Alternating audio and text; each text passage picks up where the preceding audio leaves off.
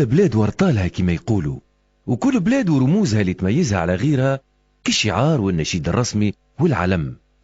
وتوا باش نحكيو على علم الجمهورية التونسية، وكما ينص عليه الفصل الرابع من دستور 1959 أنه علم تونس لونه أحمر، وفي وسطه دايرة بيضة فيها هلال أحمر يرمز لوحدة المسلمين، ونجمة ب5 حمراء وترمز لركائز الإسلام ال5.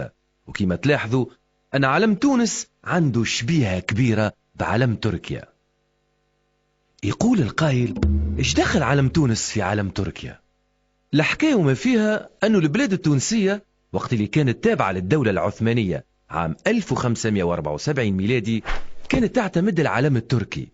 أما بعد ما خسر العثمانيون معركة نافارين عام 1827 ميلادي استنبط حسين بي الثاني علم جديد خاص بالبلاد التونسية، وما تعبش روحه برشا، خلى اللون الأحمر والأبيض وزاد دورة بيضة لم بها النجمة والهلال وبدلهم أحمر.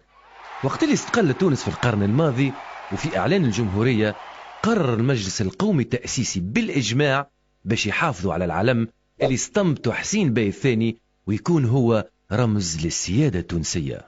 بالنسبة للعلم الجزائري فإنه مقسوم بالطول الزوز ألوان، على اليمين اللون الأبيض وعلى اليسار اللون الأخضر، وكي العادة النجمة والهلال زادة. فكرة العلم هذه استنبطها الأمير عبد القادر الجزائري في القرن ال19 اللي حب يجمع ما بين زوز حضارات كبار.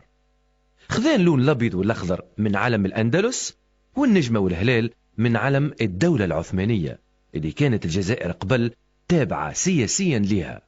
وإذا نحبوا نغطسوا في رمزية الألوان والأشكال نلقاو أن اللون الأبيض يرمز للسلام والنقاء، واللون الأخضر يرمز للإسلام وثروات البلاد، أما اللون الأحمر يرمز لدماء الشهداء في ثورة التحرير من عام 1954 حتىش العام 1962. والهلال والنجمة يرمزوا للإسلام بصيفته الدين الرسمي للجزائر. وفيما يخص علم المغرب فإنه متكون من لواء أحمر وفي وسطه بالضبط نجمة خماسية خضراء.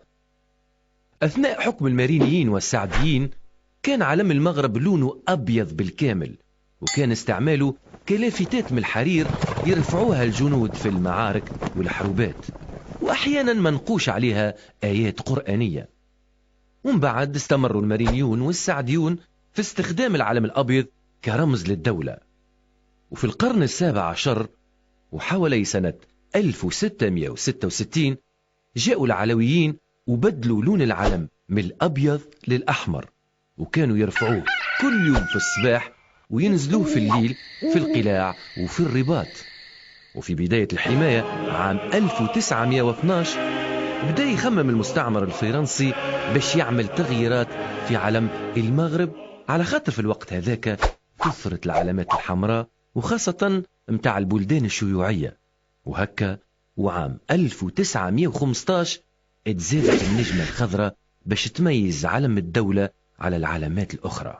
موريتانيا، وإلا كما ينطقها البعض موريتانيا، عندها علم أخضر وفي وسطه هلال مذهب متجه الفوق، وتعلوه نجمة ب5 مذهبة هي زادة. اعتمدت موريتانيا العلم هذا من عام 1958 وبالتحديد يوم 22 مارس.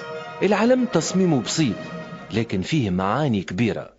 كي ناخذوا اللون الأخضر وحده نقولوا كونه يرمز للإسلام، وكي ناخذوا اللون الذهبي وحده هو يرمز إلى أعماق الصحراء، وكي نلموا الكل في الكل الأخضر والهلال والنجمة نقولوا أنهم يرمزوا للدين الإسلامي الدين الرسمي لموريتانيا.